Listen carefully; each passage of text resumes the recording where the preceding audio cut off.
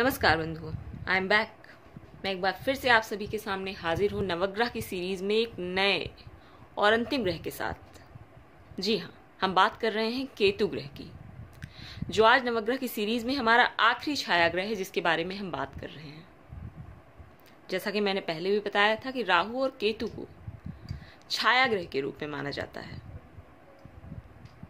और छाया ग्रह के बारे में जैसा मैंने पहले भी बताया था कि ये कोई ग्रह यानी प्लैनेट नहीं है, पिंड नहीं है, यह परिभ्रमण मार्ग के दो बिंदु हैं जिनको राहु और केतु के नाम से जानते हैं।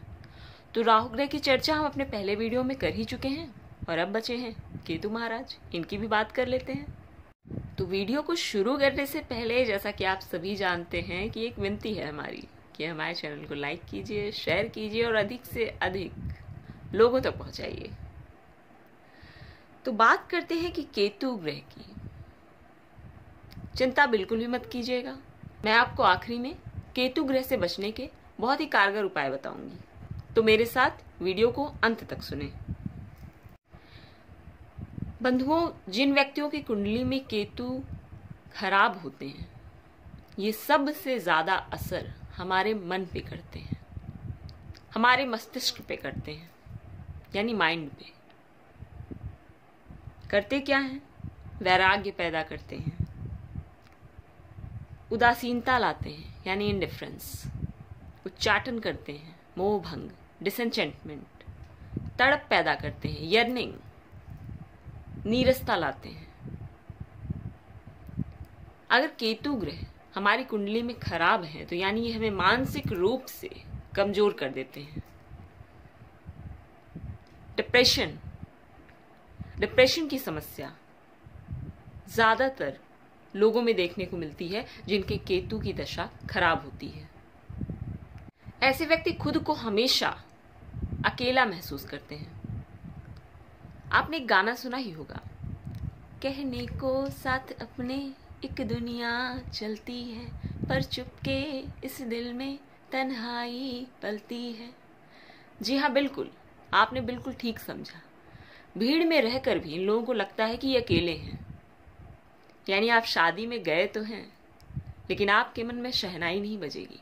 आपके आसपास सब कुछ है, सारे लोग हैं, भरा पूरा परिवार है, लेकिन आपको फिर भी लगेगा कि यार मेरा कोई नहीं है, मैं तो अकेला हूं। और जिन बंधुओं का केतु खराब होता है, धर्म में उनकी रुचि कम हो जाती है। नास्तिक तो नहीं होते, लेकिन पूजा पाठ में, दान पुण्य में इनकी रुचि थोड़ा कम हो जाती है, यानी उतना यकीन नहीं होता इन्हें इन चीजों पर। जिन व्यक्तियों का केतु खराब होता है उन्हें कुत्ते से भय होता है, कुत्ता काटने से भी भय होता है, यानी कभी कभी तो कुत्ता काट लेता है, इस वजह से भय होता है, और कभी कभी अंदर से ही इनको कुत्ते से डर लगता रहता है। ऐसे लोगों को जिंदगी में कभी ना कभी, कहीं ना कहीं बदनामी का सामना जरूर करना पड़ता है, यानी अपजस का।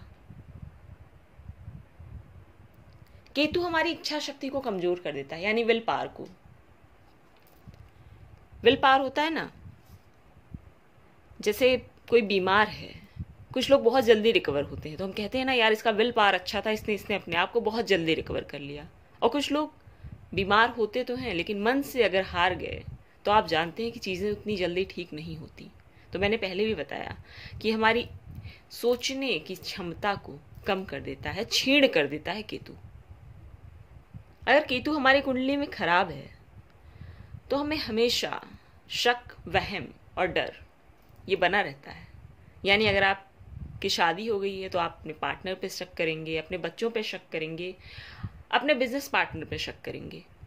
आपको हमेशा किसी ना किसी चीज से डर लगा रहेगा। जैसा मैंने राहु के केस में भी बताया था कि लोग हमेशा भय से घिरे हुए होते हैं, इन्हें हमेशा लगता रहता है कि कुछ हो ना जाए, कुछ गलत ना हो जाए।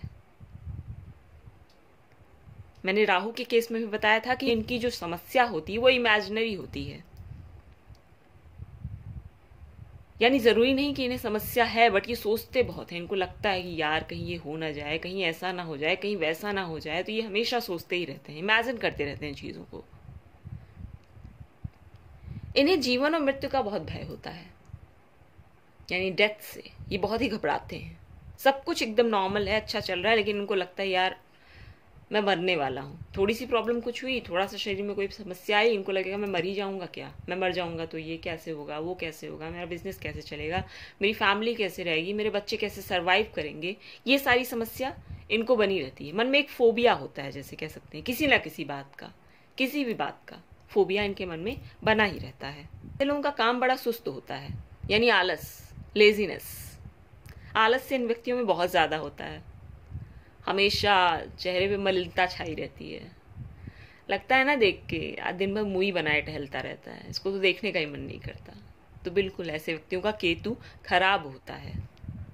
जैसा आप जानते हैं कि केतु एक छलिया ग्रह है, तो ये आपको देता तो बहुत कुछ है, लेकिन अचानक से सब कुछ छीन लेता है। कहते हैं ना, अर्श से फर्श पे आ गए, तो वही हाल करता है केतु। एक बार तो एकदम सब कुछ दे के आपको संपन्न कर देगा, फिर अचानक से सब कुछ छीन के आपको जमीन पे ला देगा।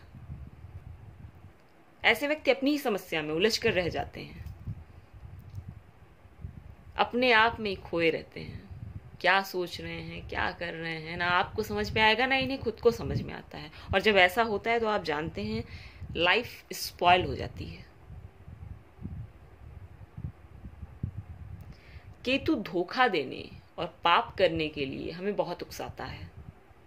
यानी जिन व्यक्तियों का केतु खराब होता है उन पे भरोसा हम नहीं कर सकते, क्योंकि ऐसे लोग धोखा बहुत देते हैं। इनकी प्रवृत्ति में होता है धोखा देना। केतु जन्म कुंडली के जिस भाव में होता है, उस भाव से संबंधित चीजों में अलगाव पैदा करता है, तड़प पैदा करता है। यानी जिस ग्रह के साथ होता है, उस ग्रह की चीजों में विकार उत्पन्न कर देता है केतु। जिन व्यक्तियों का केतु खराब होता है, उन्हें नींद में सपने आते हैं। और सपने कैसे? जो इन्हें डरा दें, बुरे सपने, कि अचानक से चौंक कर उठ जाएं, या सुबह उठे तो इनको लगा यार बहुत बुरा सपना देखा मैंने। तो केतु अगर खराब है तो आपको ऐसी समस्याओं का सामना भी करना पड़ेगा। ऐसे व्यक्ति की दिनचर्या बहुत अनियमित होती है, यानी रूटीन इनका जो होता है वो बिल्कुल भी सही नहीं होता। बहुत, यानी कब सो रहे हैं, कब उठ रहे हैं, कब क्या कर रहे हैं, कुछ नहीं पता होता। रात में देर से सोएंगे, सुबह देर से उठेंगे, ऐसी चीज़ें इन्हें देखनी पड़ती हैं। और आप जानते हैं अगर आपका रूटीन सही नहीं है तो कुछ भी सही नहीं होता। क्योंकि जितने भी बड़े लोगों का मैं नाम गिनाऊंगी, वो बिल गेट्स हों, अनिल अंबानी हों, मुकेश अंबानी हों या चेतन भगत हों, सबके पास एक रूटीन है, एक दिनचर्या है। क्योंकि बिना दिनचर्या के आप किसी भी क्षेत्र में सक्सेस नहीं पा सकते। ऐसे व्यक्ति अपनी जिंदगी को अच्छे से चलाने के लिए कर्जा लेने में, यानी डेट लेने में भी पीछे नहीं हटते। इन्हें लगता है खाओ पियो मौज करो, देखा जाएगा जो होगा। और आप जानते हैं कि कर्जे का पैसा कितने दिन तक चलता है। कुछ ना कुछ दिन बाद आपको समस्या आनी ही होती है। अब बात करते हैं कि अगर केतु अच्छा है तो हमें कैसे पता चलेगा। तो जी, केतु हमें ज्ञान देता है, अंतर्ज्ञान, सेल्फ अवेयरनेस, इंट्यूशन। कुछ लोगों के अंदर होता है ना, कुछ होने वाला होता है तो उन्हें पहले ही पता चल जाता है, तो इसे कहते हैं इंट्यूशन पावर, सेल्फ रियलाइजेशन। ऐसे लोगों को आत्मज्ञान होता है। केतु धर्म, मोक्ष, आध्यात्म, स्पिरिचुअलिटी का कारक होता है। मंदिर की ध्वज पताका केतु है। जिन व्यक्तियों का केतु अच्छा है वो अपनी पूरी क्षमता का प्रयोग कर पाते हैं, यानी जितना भी कुछ है एनर्जी उनके पास वो पूरी लगा सकते हैं और लगा देते हैं किसी एक चीज में, और जिससे निखर की चीजें सामने आती हैं। केतु प्रधान व्यक्ति बड़े ही भरोसेमंद होते हैं, यानी लॉयल, जिनसे आप बातें शेयर कर सकते हैं, क्योंकि ये कोई बातें आपकी लीक नहीं करेंगे। होते हैं कुछ व्यक्ति हमारी जिंदगी में जिन पे हम इतना यकीन करते हैं कि उन्हें सब कुछ बता सकते हैं, और वो इतने लॉयल होते हैं कि कोई भी बात हमारी किसी और से नहीं कहते। तो ऐसे व्यक्तियों का केतु अच्छा होता है। जिन व्यक्तियों का केतु अच्छा होता है वो जिंदगी में बड़े कॉन्फिडेंट होते हैं, यानी उन्हें पता होता है कि उन्हें क्या करना है और वो क्या कर पाएंगे। और जब आपको अपनी क्षमता का एहसास होता है तो आप जिंदगी में बहुत कुछ कर सकते हैं। क्योंकि आधे से ज्यादा लोग तो इसी बात से मात खा जाते हैं क्योंकि उन्हें खुद पे भरोसा ही नहीं है, और केतु प्रधान व्यक्तियों को खुद पे यकीन होता है, और यकीन बहुत बड़ी पूंजी है। अब बात करते हैं उपायों की कि केतु को अच्छा कैसे करें। तो पहला उपाय तो ये कि आप देवी जी के मंदिर में ध्वज यानी झंडा, फ्लैग चढ़ाएं। दूसरा उपाय, बड़े बुजुर्गों के पैर छूकर उनका आशीर्वाद लें, इससे भी केतु को आप अच्छा कर सकते हैं। तीसरा उपाय यह है कि आप केतु के मंत्रों का जाप करें, खुद से करें या श्रेष्ठ व साधक ब्राह्मणों से कराएं, इससे भी आप अपने केतु को मजबूत कर सकते हैं। चौथा उपाय, कानों में सोने की बालियां पहनने से भी केतु अच्छे होते हैं। और पांचवा और आखिरी उपाय, गणेश जी की उपासना से भी केतु प्रसन्न होते हैं। गणेश जी की उपासना में आप गणपति संकट नाशक स्तोत्र व गणपति द्वादश नामावली अर्थात गणेश जी के 12 नाम, इनका पाठ कर सकते हैं, इससे भी आप अपने केतु को मजबूत कर सकते हैं।